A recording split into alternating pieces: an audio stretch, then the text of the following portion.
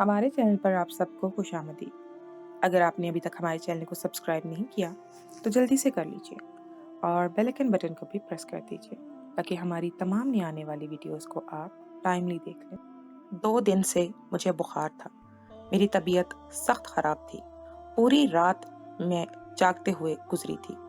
इसीलिए सुबह नाश्ता बनाने के बाद मैं दोबारा से अपने कमरे में आकर सो गई थी। बाहर से बातें करने की आवाज़ सुनाई दे रही थी। मैं कमरे से बाहर आ गई। सामने ही मेरी सास चारपाई पर बैठी थी और इनके सामने वो पठान लड़का बैठा हुआ था जो चटाइयाँ फरोख्त किया करता था। इस वक्त मेरी सास को अपनी कोई दुख भरी कहानी सुना रहा था और साथ साथ उसकी नजरें भी इधर उधर जैसे किसी को तलाश कर रही थी। मुझे देखकर उसकी आंखों में अजीब सी चमक आ गई थी। अक्सर मुझे उसे देखकर अजीब सा एहसास होता था, मगर मैं अपने इस एहसास का किसी से भी जिक्र नहीं कर सकती थी क्योंकि इस पठान की मेरे शौहर के साथ भी बहुत अच्छी दोस्ती थी और मेरी सास भी इसको बेटा मानती थी। मेरी सास की मौजूदगी में अक्सर वो घर में आ जाया करता था। जब भी वो इस गली से गुजरता तो हमारे घर में जरूर आता था। गो कि उसका घर में आना मेरे शौहर को पसंद नहीं था, मगर इसके बावजूद मेरी सास उसे घर में घुसा लिया करती थी। मेरी सास मुझे देखकर कहने लगी कि सलीम के लिए चाय बना कर ले आओ। मैं चाय बनाने के बाद जब सलीम को कप देने लगी तो उसका हाथ जरा सा मेरे हाथ को छू गया। मुझे जैसे किसी करंट ने छू लिया। मैंने फौरन से हाथ पीछे कर लिया तो चाय का कप उसके कपड़ों पर छलक पड़ा और उसके सफेद कॉटन को दागदार कर गया। मेरी सास ये देखकर मुझे डांटने लगी कि ये क्या कर दिया तुमने, उसके कपड़ों को खराब कर दिया। और मैं ना चाहते हुए भी खामोश रही और उसकी हरकत का जिक्र नहीं कर सकी। चाय के कुछ छींटे मेरे पाँव पर भी गिर गए थे। मेरा पाँव अच्छा खासा जल गया था। कमरे में आने के बाद मैंने पाँव पर मरहम लगाई और फिर जब तक वो घर से चला नहीं गया तब तक मैं कमरे से बाहर नहीं निकली थी। अक्सर ही वो घर में आता रहता और मेरी सास के साथ बैठकर दुनिया जहान की बातें करता रहता। मुझे उसकी नजरों से बहुत उलझन होती, मगर न जाने क्यों मेरी सास ने मुझे उसकी तरफ से आंखें बंद कर रखी थी। इन दिनों मेरी ब्याही नंद भी हमारे घर में रहने के लिए आई हुई थी। यूं तो मेरी सास मेरे साथ बहुत अच्छी थी, मगर जब मेरी नंद यहाँ पर आती तो मेरी सास का रवैया भी अजीब हो जाता था। वो अपनी बेटी के साथ मिलकर मेरी अच्छी खासी कामों में भी नुक्स निकालने लगती थी और इन्हें मेरी जात में भी कीड़े नजर आने लगते थे। जितने दिन मेरी नंद यहाँ पर रहती मैं बुलाई बुलाई फिरती रहती। ना चाहते हुए भी अपने शौहर को ये बात नहीं बता सकती थी कि उसकी बहन की मौजूदगी में मैं बेसुकूनी का शिकार हो जाती हूँ, क्योंकि वो अपनी बहन से बहुत मोहब्बत करता था और बहन का कहा तो उसके लिए हरफे आखिर होता था। और अगर मैं ऐसी वैसी कोई बात कर देती तो उसका दिल मुझसे खट्टा हो जाता। मगर हैरत तो मुझे इस बात पर होती थी, जितना अच्छा रवैया उसका अपनी बहन के साथ था, अपनी माँ से बिल्कुल उलट था। अपनी माँ के साथ ऐसा रवैया रखता जैसे वो एक अजनबी औरत हो। एक दिन मैंने अपने शौहर से इसकी वजह पूछी। इनका चेहरा गुस्से से सुर्ख पड़ गया और कहने लगे कि आज के बाद मुझसे इस किस्म की कोई बात मत करना। मेरे जाती मामलात में दखल अंदाजी करने का तुम्हें कोई हक नहीं है। और फिर मैं उनके गुस्से को देखकर संभल गई और दोबारा कभी इनसे इस बात का जिक्र नहीं किया। मगर दिल ही दिल में खटक जरूर गई थी कि आखिर मामला क्या है। मेरे शौहर जब घर में आते तो आते साथ ही मेरे मोबाइल को उठा लेते। इस दौरान मैं इनसे बात करने की जितनी भी कोशिश करती मुझे यूं नजरअंदाज कर देते जैसे मैं वहां पर मौजूद ही नहीं हूँ। अपनी पूरी तसल्ली करने के बाद वो मेरी तरफ मतवज्जो होते। मुझे ऐसे लगता था जैसे वो मुझ पर शक करते थे। अगर मैं घर में अकेली होती तो कुरेद कुरेद कर सवाल पूछते कि घर में कौन आया था, कौन गया था, और मैं उनके मुंह की तरफ देखती रह जाती थी। इस दिन भी मेरी ब्याही नंद हमारे घर में रहने के लिए आई हुई थी। उसकी मौजूदगी में वो पठान लड़का बिला नागा आ रहा था और ये मुझे बिल्कुल भी पसंद नहीं था। मगर यहाँ मेरी पसंद का ख्याल किसको था। हस्बे मामूल मेरे लिए घर का माहौल सख्त तनाव का शिकार था। मैं काम करने के बाद अपने कमरे में आ जाती थी। तभी मेरे शौहर ने मुझे गुस्से से मुखातिब किया कि तुम्हें मेरी बहन के घर आने पर क्या तकलीफ होती है जो तुम ऐसे मुंह पर 12 बजाए फिरती हो। अब मैं अपने शौहर को क्या बताती कि आपकी बहन का रवैया ही मेरे साथ ऐसा है जो मुझे इससे दूर रहने पर मजबूर कर देता है। तभी वो कहने लगे कि अगर तुम्हें मेरे दिल में जगह बनानी है तो मेरी बहन से बनाकर रखनी होगी, क्योंकि दुनिया में सबसे ज्यादा मुझे अपनी बहन प्यारी है और तुम कमरे से बाहर निकला करो। वो बता रही थी कि तुम कमरे से बाहर ही नहीं निकलती हो, लेकिन मैं अब भी फट पड़ी थी। काफी टाइम से मैं इन सब चीजों को नजरअंदाज कर रही थी, मगर अब मैंने अपने शौहर से कहा कि वो दोनों माँ बेटी खुद मेरे साथ ऐसा करती हैं। मैं इनके पास जाकर बैठती हूँ तो मुझसे बात ही नहीं करती। आखिर मैं करूँ तो क्या करूँ। जबरदस्ती कैसे उनके सर पर मुसल्लत होकर बैठ जाऊं। मेरे शौहर को बहुत गुस्सा आया। कहने लगे कि आज के बाद मेरी माँ बहन के बारे में इस अंदाज में बात नहीं करना। इनको मैं इतने गुस्से में पहली बार देख रही थी, इसलिए माजरत करके बात को खत्म कर दिया। यूं भी बहस का कोई फायदा नहीं था। अब वो पठान लड़का हर रोज घर में कोई ना कोई खाने की चीज लेकर आता था। कितने कितने घंटे वो इन दोनों के साथ बैठा गप्पे लगाता रहता और मैं अंदर कमरे में बैठी कुड़ती रहती, मगर किसी से कुछ नहीं कह सकती थी, क्योंकि यहाँ पर मेरी बात को, हर बात को ही बुरा माना जाता था।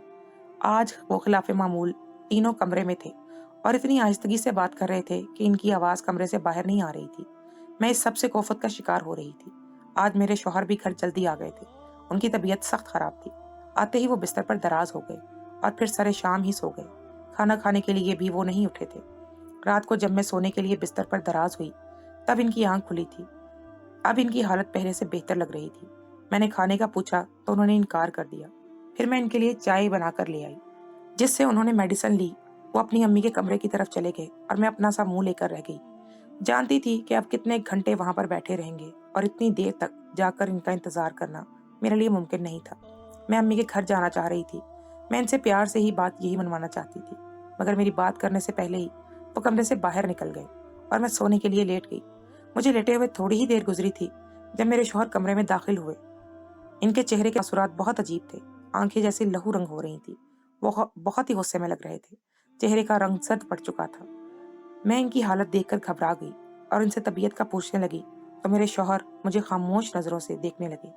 इनकी ये हालत मुझे देखकर मैं घबरा गई थी और जब इनसे इस बारे में मैंने पूछा तो वो कहने लगे कि कुछ नहीं, मेरे सर में दर्द है और मैं आराम करना चाहता हूँ। इसके बाद वो लेट गए। मैंने उन्हें 2-3 बार बुलाया, मगर उन्होंने मेरी किसी बात का जवाब नहीं दिया और फिर इनकी खामोशी को देखकर मैं भी चुप हो गई थी। थोड़ी ही देर के बाद मैं सो गई। अगले दिन जब मैं सोकर उठी तो मेरे शौहर मेरे उठने से पहले ही ऑफिस में जा चुके थे। इसके बाद मैंने नाश्ता बनाया, घर के काम काज किए तो मेरी सास और नंद कहने लगी कि हम जरा पास बाजार में जा रहे हैं, थोड़ी देर तक आ जाएंगे। हाँ, अगर नबील घर आए तो उसे दरवाजे से ही लौटाना देना, बल्कि घर में बिठा लेना। हमें इससे बहुत जरूरी बात करनी है और हम थोड़ी देर में वापस आते हैं। ये सुनकर मेरा हलक तक कड़वा हो गया था। नबील को मैं घर में एक पल के लिए भी बर्दाश्त नहीं कर सकती थी और अब तो मैं घर में अकेली थी। इसको मैं कैसे घर में बिठा लेती, और अगर ये बात ना मानती तो सास और नंद की मुझे बातें सुनने को मिलती। यूं भी वो कहकर गई थी कि थोड़ी देर में वापस आ जाएंगी। मैं दिल ही दिल में दुआ कर रही थी कि नबील आज ना आए, मगर जब दरवाजे पर दस्तक होने लगी तो मैं जरा घबरा गई। बाहर नबील था। इसे मैंने ड्राइंग रूम में बिठा दिया और जब मैं दरवाजे से बाहर जाने लगी तो उसने मेरा दुपट्टा पकड़ लिया। ये देखकर मैं हक दक रह गई। इसकी हिम्मत कैसे हुई मेरे साथ ऐसा करने की। यही सोचकर मैं इसके चेहरे पर एक जोरदार थप्पड़ सीध कर गई थी। उसे जैसे इस बात की तवक्को नहीं थी। वो गुस्से में आ गया और मेरे साथ जबरदस्ती करने लगा। उसने मुझे सोफे पर फेंक दिया और फिर तभी मैं किचन में आटा गूंद रही थी जब दरवाजे पर दस्तक होने लगी। मैं अपने हाथ धोने लगी। मुझे अंदाजा हो गया था कि दरवाजे पर यकीनन मेरे शौहर होंगे और अगर दरवाजा खोलने में जरा सी देर हो जाती तो वो गुस्से में आ जाते थे। मेरी सास अपनी बेटी के घर रहने के लिए गई हुई थी। जब वो घर पे होती थी तो दरवाजा हमेशा वो खुद ही खोलती थी। मुझे दरवाजा खोलने में थोड़ी देर हो गई तो घर में दाखिल होते ही उन्होंने हंसपे मामूल पूछा कि इतनी देर क्यों लगा दी। मैंने जवाब देकर दोबारा से किचन में आ गई, मगर वो न जाने क्या ढूंढ रहे थे। कभी एक कमरे में जा रहे थे, कभी दूसरे कमरे में, कभी छत पे। काफी देर तक इनकी यही सरगर्मी रही तो बिलाकर मैंने इन्हें मुखातिब करके कहा कि असद, क्या बात है, आप किसे ढूंढ रहे हैं।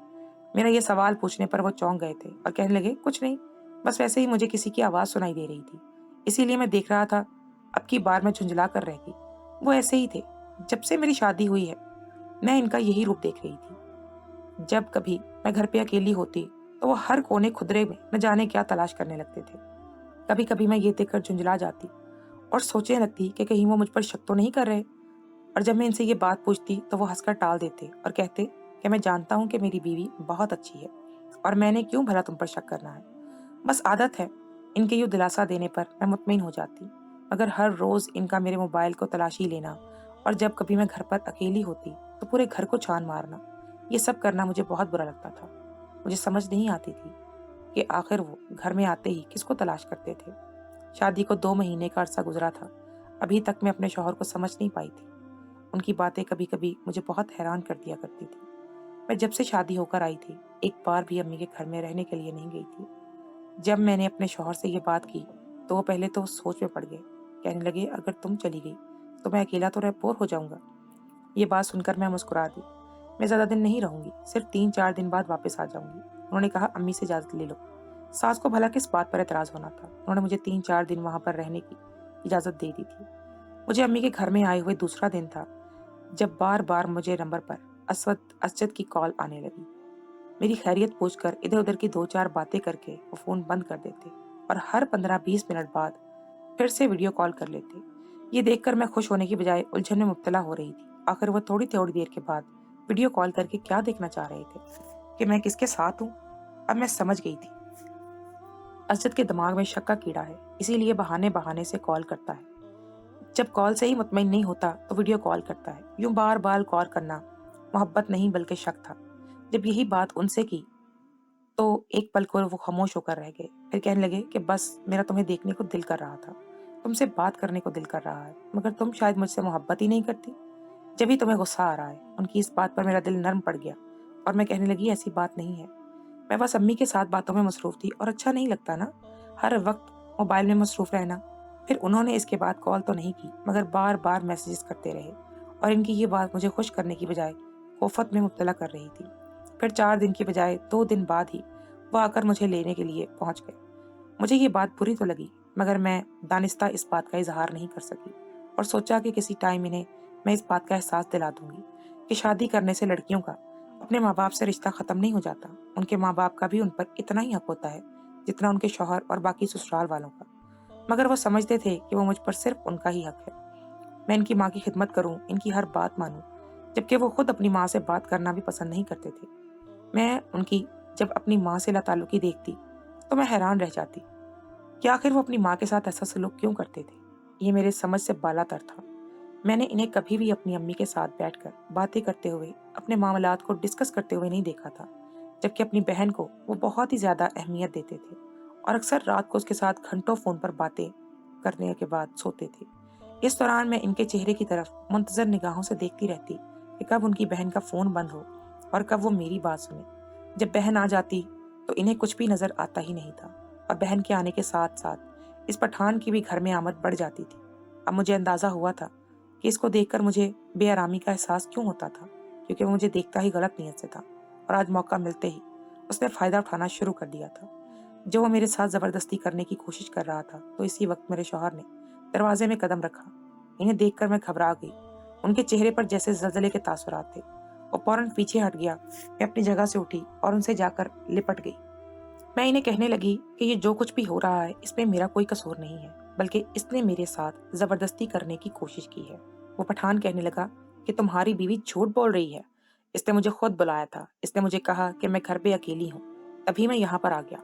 मेरे शौहर ने ना उसकी बात सुन रहे थे ना मेरी। तभी मेरी सास और नंद भी ऊपर से आ गई और उन्होंने भी इस मामले को अपनी पसंद का रंग दे डाला और फिर इस पठान को गालियां देते हुए घर से बाहर निकाल दिया और मुझे भी मेरी सास और नंद कोसने देने लगी। मेरे शौहर जैसे पत्थर की मूरत बनकर रह गए थे।